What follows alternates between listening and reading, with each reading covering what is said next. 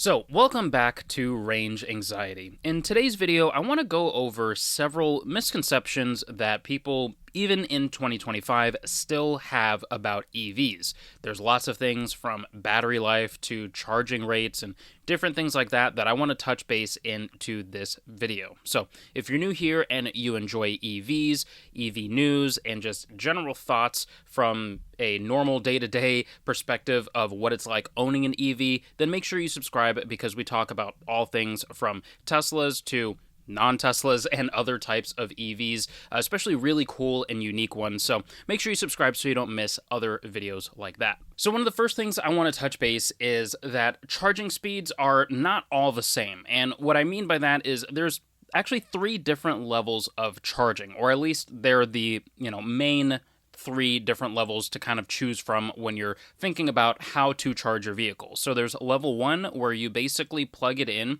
to a regular household outlet. Same kind of outlet that you would plug in your phone charger or really any other electronic device around your house. That's going to be the most easily accessible way to charge your vehicle. Most EVs nowadays come with mobile chargers or just sort of level 1 chargers as they're called. There are other vehicles that don't include them, especially newer Teslas don't have that as standard, mainly because they've been out for so long, and so they might not need to include that in every single vehicle. But yeah, basically you can just about get a level 1 charger with pretty much any EV. Now, I'll go over the speeds of how these things work a little bit in just a minute here, but that's level 1. Level 2 is going to be plugging it into something like your dryer outlet. So if you notice that your dryer in your garage or in your laundry room or something like that has a bigger outlet, a bigger receptacle for you to be able to plug in your dryer. That sort of outlet receptacle is going to be a level 2 charger. So that's going to allow you to do much faster charging. Again, we'll go over speeds here in a second. And it's going to deliver, more consistent charging experience overall. It's going to be something that will generally, for smaller EVs, charge up your EV overnight from 0 to 80%. And again, we'll go into different charge limits and things like that a little bit later in the video. But that's going to be something that's going to get you a nearly full charge every single night. So if you completely drain your battery during the day, plug it in when you get home, you wake up and you have a pretty much full tank or, a full charge to be able to carry on with your next day's worth of driving activities. Then level 3 is going to be your public fast chargers. So if you're ever driving down the road and you see EV charging stations, generally those are going to be your level 3 DC fast charging. So DC is direct current, where it's taking electricity and directly dumping it into the battery. That's going to get you the fastest rate of charge.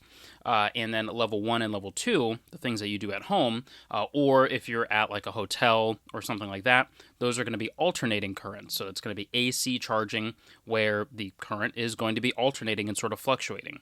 So now going into the speeds. As you go up the ladder, level 1, level 2, and level 3, that will be your faster speed. So level 1 is going to be your slowest possible speed. That's where you're going to see probably where some people get the misconceptions of how long it takes to charge an EV. That's where you're going to see if you're charging from 0 to full, it could take, 2 or 3 days on level 1 charging.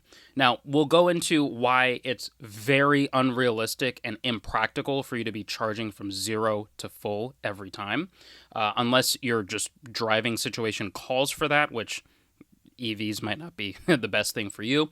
But level 1 charging is going to take the longest. Now, this is something that many people can probably do because in our case, we can, like in my Nissan Leaf, for example, I have the smaller battery pack, so it charges generally faster because there's not as big of a battery to charge up. Now, I pretty much use about 30% of my charge every day, and I get about 30% of charge when I plug in at home, and then I wake up the next day to go to work, I unplug, and I've pretty much regained that energy, all by just plugging in when I get home. It's no effort. There's no hassle to it. It doesn't take a long time, right? So level 1 charging can be great depending on what your driving needs are going to be. Now, if you're somebody that drives hundreds of miles a day, level 1 charging isn't going to be the best for you. Maybe you drive 100 miles one day, 50 miles another day, 300 miles the next day. If your driving schedule is kind of like all over the place, level 1 charging isn't going to be the best for you unless you're prepared to really do a whole bunch of like mental gymnastics of figuring out, okay, I'm going to charge this many kilowatt hours per day at this speed, and it's going to take, X amount of hours to charge and get back up to the right limit that I need to be for the next day's usage that I need to do. So there's going to be a whole lot of mental gymnastics that, quite frankly, you probably shouldn't have to do unless that's something that you want to do. Now, that's all level 1. So level 1, again, is very accessible. If you have the daily driving commute of maybe 50, 60 miles a day round trip, which I think is the average daily commute, then level 1 charging can absolutely be done. Now, if you do like road trips on the weekends or longer trips, things like that, that's where you're going to find that level 1 might not be the best for you for those longer trips, to make sure that you have all the range that you need for that. But generally, your day-to-day life, 80% of your driving, 90% of your driving is probably going to be perfectly sufficient on level 1 charging. Now, level 2 is going to be significantly faster. So level 2 is going to take, like I used in my example, 0 to 80% pretty much overnight. So, you plug in when you get home, and like I said, with my Nissan Leaf, for example, I can maybe get 30% of charge on level 1, which is perfectly sufficient for me. I don't feel like I'm lacking for energy when I do that. But level 2 charging is going to do 0 to 80% in just a few hours. So we have a Tesla Model Y that we exclusively do level 2 charging with, at least recently. And with that, I plugged in yesterday, for example, at 33%. And it took 4.5 hours to go from 33% to 80%. And so, pretty much we have a charge timer schedule going on where it'll start charging at 1 a.m. And I don't think in our time of ownership that we've ever needed to go past the so I pretty much set my schedule to 1 a.m. to 7 a.m. So that way by 7 a.m. when we're ready to leave for work and stuff like that, we're good to go. I don't think I've ever needed to get more charge than what I've set for the timer. So level 2 charging is pretty much going to be the golden standard for home charging. It's going to be the most convenient. It's going to be the type of charging that you will do to where if you needed to go on a long trip for any reason, or, if you just have a lot of driving, use cases where you're just, driving lots of miles, then that's going to be the most reliable method of being able to recharge your battery pretty consistently every single day. Now, level 3 fast charging is going to be your superchargers, your Electrify Americas, your different public DC fast chargers. This is where you're going to see people, in some cases there might be a little bit of a line waiting to kind of publicly charge there.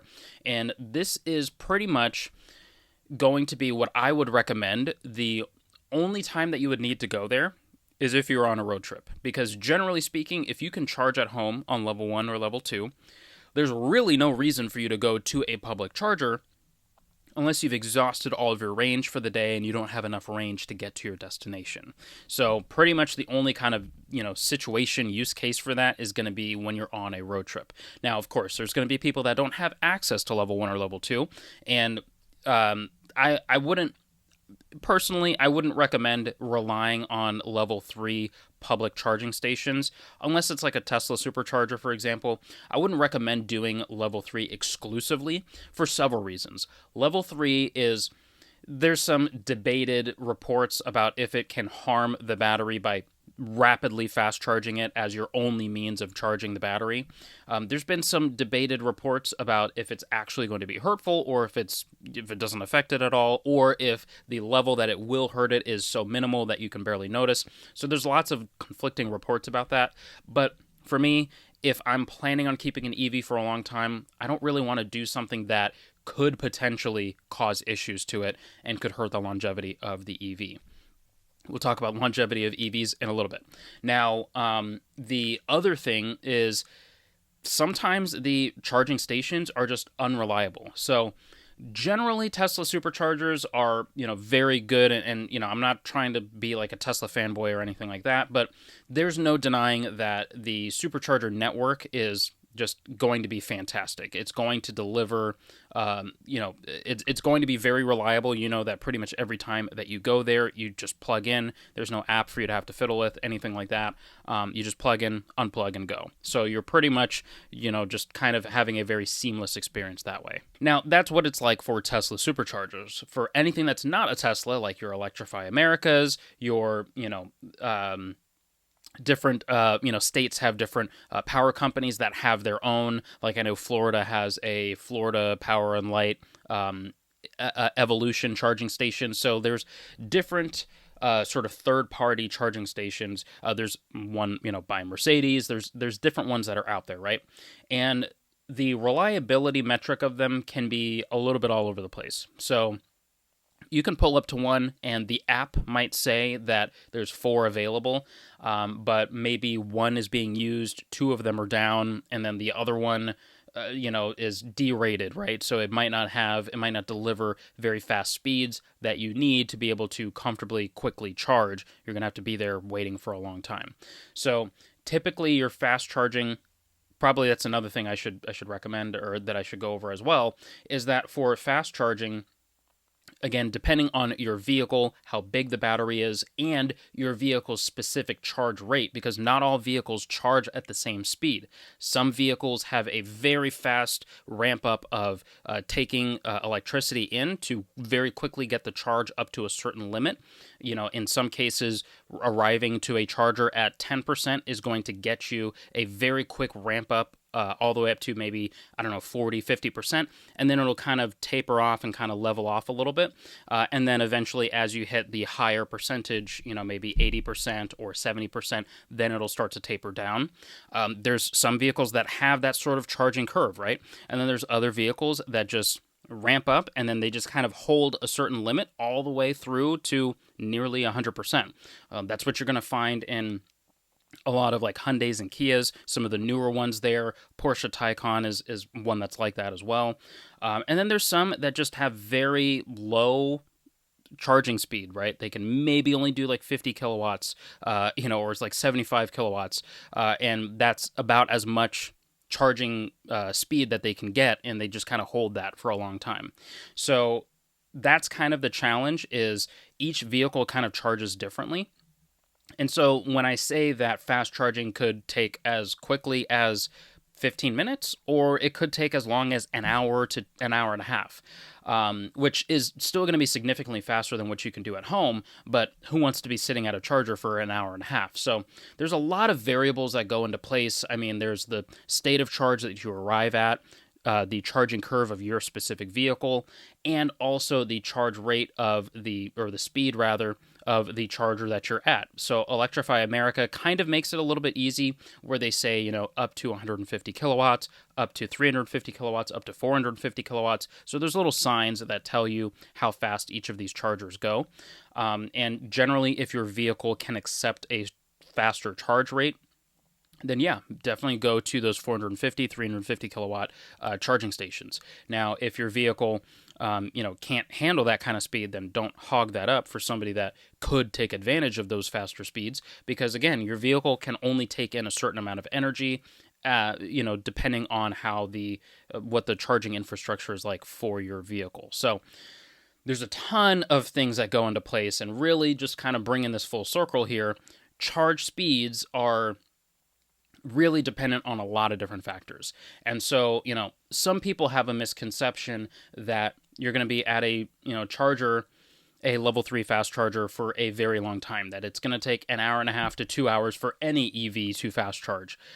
Or some people think that that's the only way that they should do it. And some people today are still surprised that you can charge your vehicle not only at home with a level 1 or level 2, but also with just a level 1. Some people are surprised, they think that some people treat EVs like a gas car. You go to a gas station, you fill up for 2 minutes, and you're good to go for a week. And then you only go there once you are, down to nearly empty.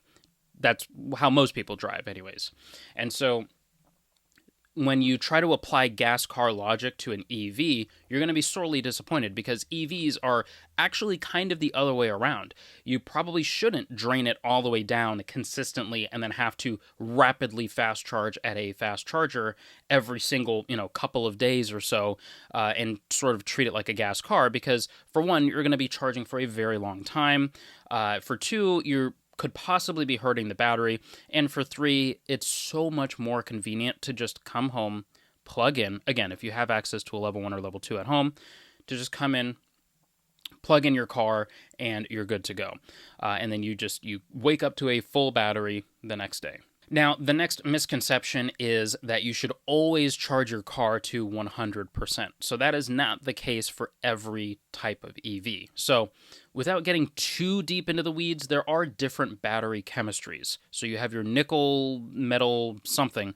I'm trying to remember the name. But so you have your nickel-based batteries. Those are typically, again, it depends on the manufacturer, but typically the average use or charge limit that they recommend is 70 to 80% for daily driving use. Can you charge it to 100%? Absolutely. If you do that 100% every single day, could you degrade the battery faster? Absolutely. But is that something that you are allowed to do, able to do? Of course. So you're not limited, like physically limited to being able to charge. You can be as wise or as foolish as you want to be with your battery health. So there are some people that think that they can't charge past 80%, that they're not allowed to, that they have to jump through some extra hoops to be able to get a full 100% of use out of their battery. That's just not the case. Teslas make it extremely easy. There's a little slider on the screen to say how much you want to set the limit to. There's a little message that'll pop up and say 80% for nickel-based batteries is going to be the recommended charge limit. But there's nothing stopping you to charging at 100%. You can set that charge limit to whatever you want, and you don't have to mess with it every single time. So there's different limits to each battery type, right? And there's some EV manufacturers that will say 90%, that'll say 95%, 85%. So there's definitely check with whatever kind of vehicle that you have to see what your charge limit should be, because again, it's different for each vehicle. But generally, it's sort of the industry average is somewhere between about 70 to 80%, at least here in the US in the batteries that we typically use here. Now, there's other batteries like lithium iron phosphate, your LFP batteries. Those have a completely different battery chemistry where it's actually recommended to go to 100% for your daily driving use. So those batteries are going to be, great for just maxing out your range, pretty much charging to 100% every single day. And they seem to be a lot more sturdy. They seem to have a lot better longevity and reliability in terms of the degradation curve seems to be a lot more stable on those versus nickel-based batteries. So there's lots of different things that kind of go into that, and there's different reasons why why you would want to go with an LFP over a nickel-based battery. Let's say there is like the Tesla Model 3, for example. The base rear-wheel drive uses lithium batteries, the LFP batteries in the rear-wheel drive based Model 3. Now, those you would charge to 100%, maybe get 250, 270 miles of range, and that's what you would have readily available access to every single day. Now, the long range, which I believe is 330 miles or so, on a full charge to 100%, but you're not going to want to do 100% every single day. You're going to want to do 80%. Now, all of a sudden, that 80% is going to, whatever the math kind of comes out to, but it's going to be pretty close to what you can get on the 100% on the LFP battery. So, a reason why you would want to do that is just an LFP battery based on your range could be the cheaper way to get into a Model 3 versus getting the long range that you may not necessarily need all of that extra range if you hardly ever need to go past that 270, 250 mile, range that you would get in the fully charged LFP battery, then save some extra money and just go with the rear-wheel drive. So there's different things to kind of consider, and that's why they make different battery packs, and it's interesting to kind of see the limits there. But generally, following your EV manufacturer's recommended charge limit is going to help increase the longevity of your battery life. So which kind of leads into the next misconception. Some people have a misconception that you should that you'll have to replace your battery and expect this large $5,000, $10,000, $15,000, $20,000 battery replacement every 2 years. So some people think that as often as you change the block 12-volt battery in a regular gas car, probably should change those every 2 to 3 years. Some people think that that's the same type of battery that you're using to drive your vehicle and that you have to replace that every 2 to 3 years or even sooner, because they're just thinking that it's the same battery and that you're just draining that battery and recharging it faster. And people have a misconception about that, and it is not very common to have to replace a battery in your ownership lifetime. So especially if you're getting a vehicle brand new, you're probably never going to have to replace that if you're going to keep that vehicle for 5 to 10 years. Now, is it possible that you're going to have to replace it? Absolutely. Is it possible that you're going to have to replace your gas engine or your transmission in a regular gas vehicle at some point in your ownership experience? Yeah, absolutely. So all of these things are possibilities, but is it likely that you're going to have to replace your high voltage battery or the electric motors that drive the vehicle? Is it possible that you're going to have to do that? Absolutely. Is it likely that that's what's going to happen? No. So there is a bit of a misconception of how long they will last, and also, another misconception is the degradation. Some people think that, okay, yeah, you can get 330 miles today, but next year you might only be able to do 250.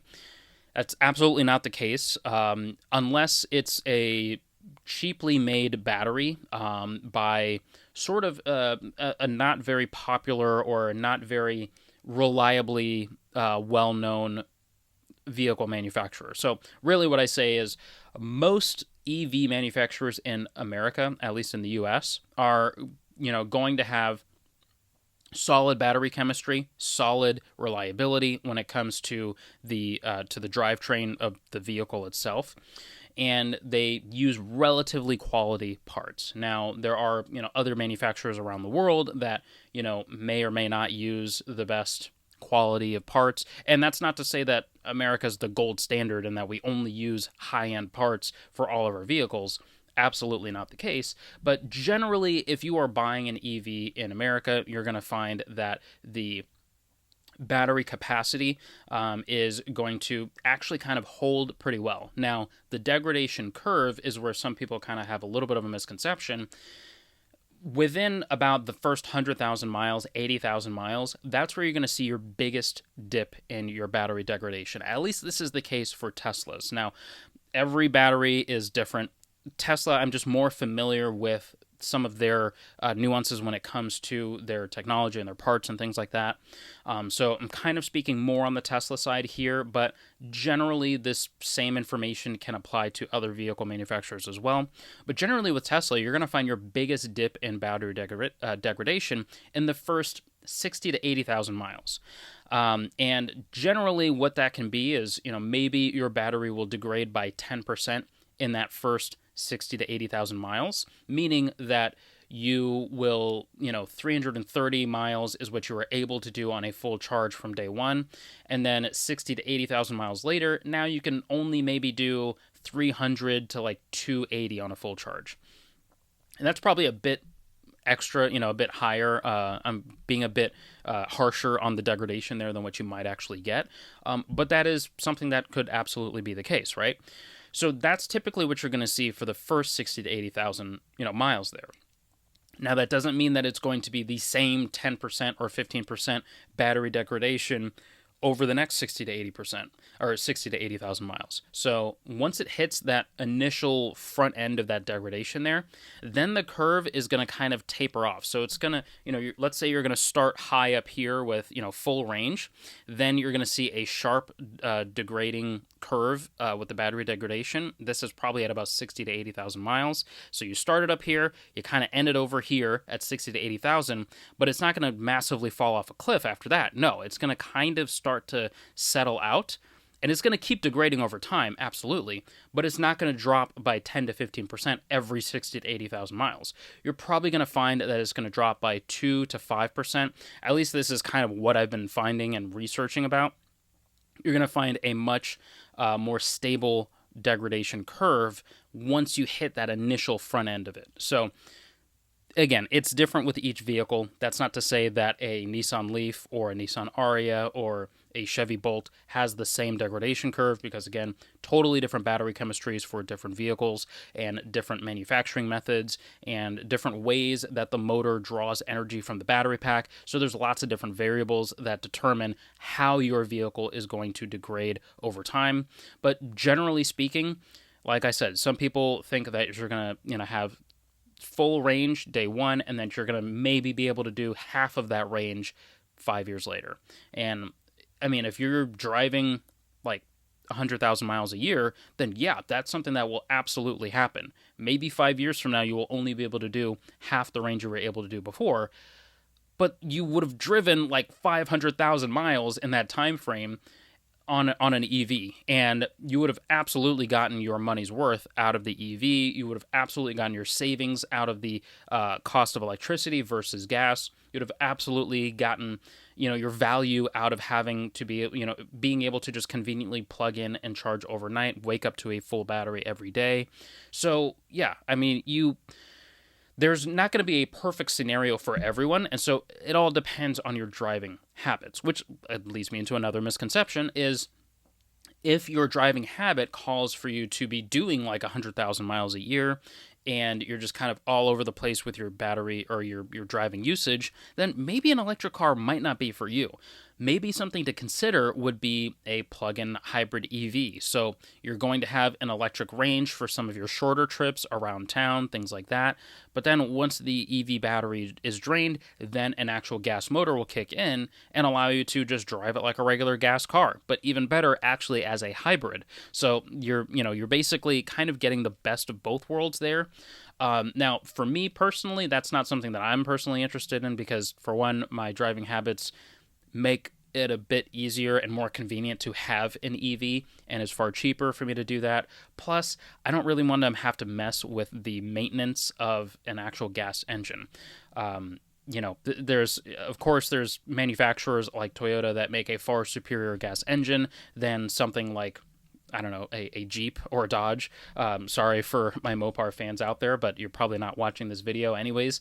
But there's, not all gas engines are made the same, so it's not like it's going to be a hassle to maintain a, gas Toyota engine, but it's just not really all those moving parts, things that wear down, all those kind of things. It's not really something that I personally want to partake in, at least after having switched to EV and us being an EV-only household. Anyways, that's kind of off on a tangent there. But yeah, so if your driving dynamics and driving habits don't call for an EV, then don't try to force a square into a circle hole or into a triangle, right? So don't try to take something that is made for a different, driving habit and try to force that into working for you, because it's just going to be a bad time for you, and that's probably a vehicle that could have been better used by somebody else, for example. Now, another misconception, and I'll probably end the video on this because this is a bit of a longer video. If you want a part 2 on more misconceptions, I'd be glad to do that.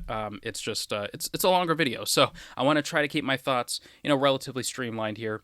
But with EVs and range, the projected range that you see on the screen is really just I like to call it a guessometer, right? So if you fully charge the vehicle and it says you have 300 miles of range, that does not mean that you have exactly 300 miles of range. If you have a road trip to go on and you are expecting from your door to the parking lot of where you need to go to, or from your door to another door, it's exactly 300 miles, and that's what your car says when you first get in, you're going to be very surprised and shocked to find out that that's not what you're going to actually end up getting.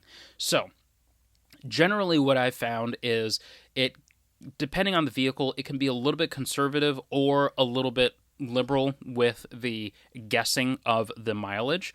So if you get into a vehicle and it's 300 miles, again, that doesn't mean you're going to be able to drive 300 miles, but it's just guessing based on your driving habits and how you've driven with 100% state of charge in the battery, or whatever is the state of charge that you're leaving, that you're going to be able to go 300 miles based on the driving habits that you've recently done. So if your driving habits have recently been in city driving with a lot of regenerative braking and a lot of slow speeds, and you're not fighting a whole lot of wind and everything like that to slow down the vehicle and make it not aerodynamic and everything like that, then yeah, you're absolutely going to get more range in that sort of a situation.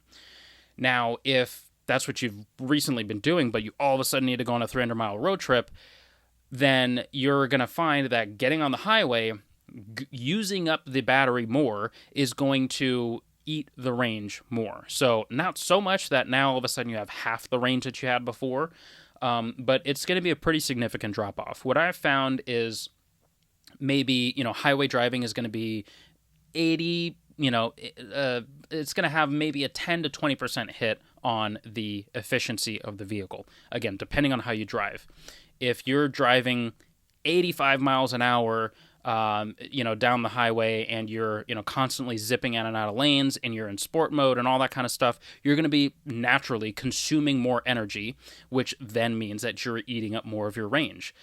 Now, if you are driving 65 miles an hour, or just whatever is the speed limit, and you're just simply going with the traffic in your area. So if your area just goes, 75, 80 miles an hour, and that's what everyone does, and you're just going with the traffic, then yeah, naturally you're going to be eating up more of your range.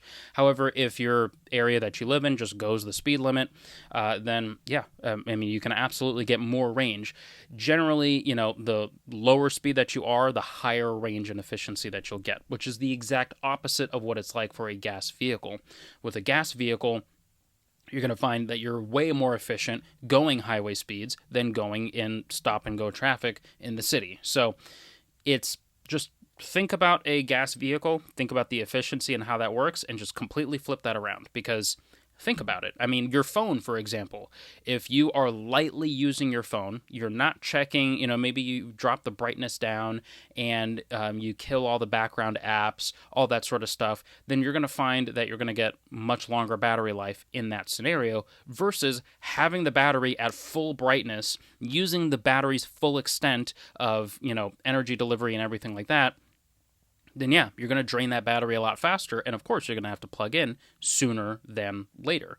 So it's the same thinking that you would with the phone is how you would do with a car, or with an EV rather. But anyways, I hope that these misconceptions were actually helpful to you. Maybe you learned something that you didn't know before. If there is something that I missed, or maybe something that I didn't quite get right in this video, because again, this is all just sort of personal research that I've found, either just from my actual day-to-day ownership usage of my vehicles, or just, looking online and finding different research and things like that. But hopefully this video was helpful and informative for you. If it was, please consider dropping a like, and consider subscribing for more EV content like this. If you want a part 2 to EV misconceptions, make sure you subscribe and let me know down below in a comment, and I'll catch you in the next video, which is actually going to be this one right here. So I'll catch you in one of these next videos in this playlist here, and I'll see you next time. Peace.